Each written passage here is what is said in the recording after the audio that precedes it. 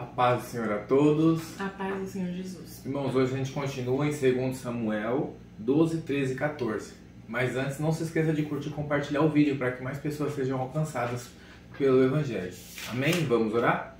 Senhor Deus, meu Pai, te agradecemos mais uma vez por poder estar meditando na Tua Palavra, te pedimos, nos dê graça, sabedoria, em nome do Senhor Jesus, para que todos os dias a gente venha andar sobre as Tuas Palavras, Senhor. Amém. Hoje ficaremos no capítulo 12, que tem por título Natã repreende Davi. O Senhor enviou Natã, o profeta, a Davi. Natã foi falar com Davi e disse: havia numa cidade 2 homens, um rico e outro pobre. O rico tinha ovelhas e gado em grande número, mas o pobre não tinha coisa nenhuma, a não ser uma cordeirinha que havia comprado. Ele a criou e a cresceu em sua casa, junto com seus filhos. Comia da sua comida, bebia do seu copo, dormia nos seus braços e ele tinha como filha. Certo dia chegou um viajante à casa do homem rico e este não quis pegar uma das suas ovelhas ou um dos seus bois para dar de comer ao visitante que havia chegado. Em vez disso, pegou a cordeirinha do homem pobre e a preparou para o homem que havia chegado. Então o furor de Davi se acendeu contra aquele homem e ele disse a Natã: tão certo como vive o Senhor, o homem que fez isso deve ser morto, e pela cordeirinha restituirá 4 vezes, porque fez uma coisa dessas e porque não se compadeceu. Então Natã disse a Davi: este homem é você. Assim diz o Senhor, o Deus de Israel: eu o ungi rei sobre Israel e o livrei das mãos de Saul, e eu lhe dei a casa de seu senhor e as mulheres do seu senhor em seus braços. Também lhe dei a casa de Israel e de Judá. E se isso fosse pouco, eu teria acrescentado tais e tais coisas. Por que então você desprezou a palavra do Senhor, fazendo o que era mal aos olhos dele? Com a espada você matou Urias, o Heteu. Esse capítulo aqui ele fala sobre a mancada que Davi deu, com seus valentes, que era o Urias. Valente esses que desde lá de Ziclag, de quando ele estava na terra dos filisteus, Deus deu valente para eles, em Gate, e Urias era um desses valentes. Então era um homem fiel a Davi, era um homem justo, um homem bom. E Davi, aqui no texto anterior, vai falar que ele, quando os reis foram para a guerra, ele ficou em sua casa. Quando acordou, foi pro terraço, para a sacada da sua casa, viu uma mulher nua se banhando. Era a mulher de Urias. Ele ainda não sabia que era a mulher de Urias, mas mandou um mensageiro lá. O mensageiro falou: olha, ela é casada, é a mulher de Urias, e ele mandou mesmo assim trazê-la. Acabou tendo relação com ela e tal, todo mundo conhece essa história. E aqui é a repreensão do Senhor. Depois de tudo isso, depois de todo esse mal, Davi ele comete o erro ainda de mandar matar Urias, colocar Urias na frente da batalha, aonde todo mundo sabia que os capitães não iam, nas guerras tem esse conjunto de situações, que normalmente os soldados vão primeiro e os capitães ficam atrás, normalmente é assim. Então eles foram na frente, Urias foi colocado na frente com os soldados mais fracos, acabou morrendo, e pelas mãos de Davi, porque foi ele que mandou.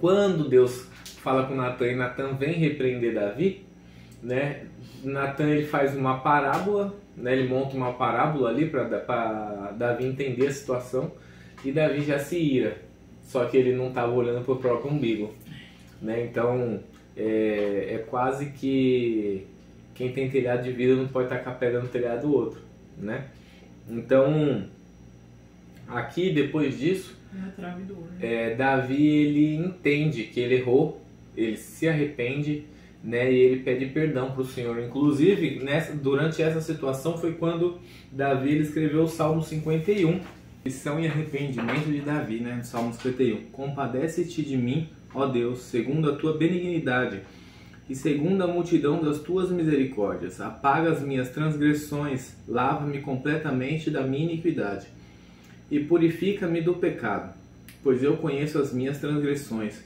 e o meu pecado está sempre diante de mim. Pequei contra ti somente, e fiz o que é mal aos teus olhos. de maneira que serás tido por justo no teu falar e puro no teu julgar. Cria em mim, ó Deus, um coração puro e renova dentro de mim um espírito inabalável. Não me lances fora da tua presença, nem me retires do teu Santo Espírito. Sacrifício agradável a Deus é o espírito quebrantado, coração quebrantado e contrito. Não o desprezarás, ó Deus. Quando Davi escreve isso daqui, ele já entendeu completamente aonde ele errou, né, e o que ele tem que fazer para voltar. Mas o que eu acho interessante é que Davi ele fala do seu pecado, mas primeiro ele classifica no Salmo 51 como iniquidade. Iniquidade é aquele pecado que você faz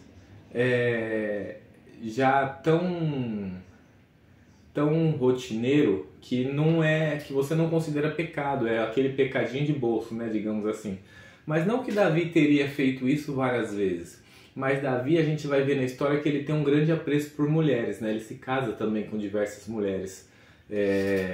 Então, talvez essa fosse uma situação para Davi ali que ele estava acostumado. Ele viu uma mulher bonita, ele mandava buscar para ele, né? Só que dessa vez ele pegou uma que já estava comprometida e também era com um dos seus soldados, né? Se fosse com um soldado inimigo, talvez, né, não importasse tanto para Deus, porque durante a guerra o soldado inimigo morreu, né? Como aconteceu com Nabal, né? Nabal morreu e Davi acabou se casando depois com a esposa dele, né? Mas não foi às mãos de Davi, né? Apesar de Nabal ser de Israel também, né? Não foi às mãos de Davi, mas Davi ele tinha esse costume, ele viu uma mulher bonita. Mas se fosse inimigo e a mulher se fosse casada seria adultério, então acho que não sei. Não, eu digo assim, durante a batalha o cara morreu e a mulher ficou viúva. Aí nem se fosse ela teria problema. Não teria problema, exatamente. Então, mas Davi tinha esse quesito, né? Ele olhava uma mulher bonita, ele queria se casar com ela, ele a tomava e pronto, os reis davam as filhas para ele casar e tal. Então, ele classifica como iniquidade, eu acho que já era porque tinha algo já implantado no coração dele dessa forma, já era um costume dele achar uma mulher bonita e mandar buscá-la, né? Só que ele peca porque ela já era comprometida, né? E aí ele vai falar ali, pequei contra ti e contra ti somente. Ele não coloca Urias nesse pecado, ele coloca que ele pecou só contra Deus. Mas por quê? Porque nas leis estava lá dizendo, não cobice a mulher de seu próximo, né? Então ele pecou contra a lei do Senhor, né? Aquilo ali dos homens uma hora ia ser esquecido, mas contra Deus, Deus não esquece as coisas. Então quando Davi escreve o Salmo 51, ele pede para Deus transformar o coração dele, né? Mudar aquilo para que ele não erre de novo. E durante a história toda a gente vai ver que Betseba foi a última mulher aí, a penúltima mulher, né, que Davi tomou, né? Depois ele pega, como é que é o nome dela? Eu esqueci, mas ele não se deita com ela. Ele não se deita com ela, ele se casa com ela só para ter uma cuidadora mais nova ali, né? Porque as outras também provavelmente já tinham idade como ele. E ele sentiu muito frio, ela aquecia ele. E ela aquecia ele, exatamente. Mas ele para na Betseba aí, né? A última mulher que ele se deita é a Betseba. E então ele realmente entendeu, né? O que eu costumo falar, Davi, dos 10 mandamentos, Davi errou em 8. Mas ele errou uma vez só. Depois não voltou. E isso aí eu acho uma característica boa de Davi, que ele sempre que ele via que o caminho dele estava errado, ele corria corrigir. Que era uma das características que a gente citou que era diferente de Saul, né? Saul foi avisado por Samuel, teve a oportunidade de se arrepender e mesmo assim ele falou, não deixe que o povo saiba. Então, tipo assim, eu me importo mais com quem está me vendo do que Deus que está mandando. Então, né, foi uma das perdições de Saul e é uma característica boa de Davi. Ser avisado que errou, pedir perdão e corrigir os caminhos, né? Quer acrescentar alguma coisa?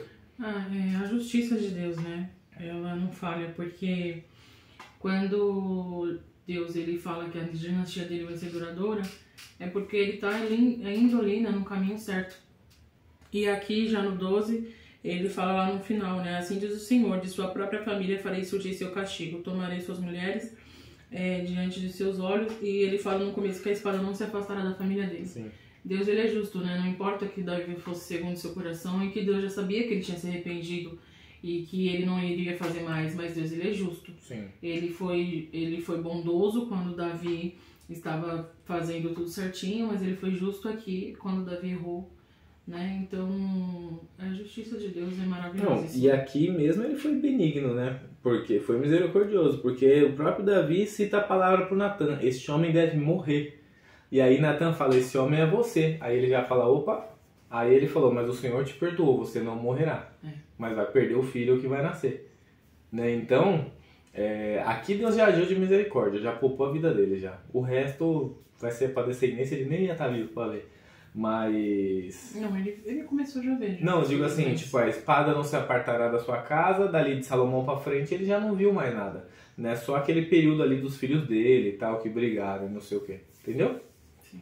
Mas depois de Salomão para frente, a espada continua cantando para lá e para cá, porque depois tem a divisão do reino e tudo, né? E vai até o final, os cativeiros, e é sempre a tribo de Judá sempre prevalece, sempre fica de pé, mas sempre apanha bastante. Não tinha pensado assim. Pra mim a divisão era por conta de Salomão mesmo. Não por causa de Davi. Não, Davi viu a desgraça ali na família dele e depois veio por conta de Salomão, as coisas que aconteceu. Não, a divisão... Até porque o Renato Salomão foi maravilhoso. Ele que vacilou no final. Não, a divisão sim, porque na verdade a divisão já tinha antes, né? Que a gente tava falando, né? A divisão já tinha antes, Davi uniu e Salomão apartou de novo. Mas eu digo assim, a espada de que tudo que era resolvido na guerra, tudo com castigo, muita gente morria. Sempre um tentava matar o outro. Entendeu? Entendi. É isso, vamos orar? Vamos. Senhor, meu Deus, meu Pai, te agradecemos mais uma vez por poder estar meditando na Tua Palavra. Senhor, te pedimos, Pai, que nos dê sabedoria, nos dê, Senhor, graça para andar sobre a Tua Palavra todos os dias das nossas vidas, Senhor, em nome de Jesus. Amém. Tchau.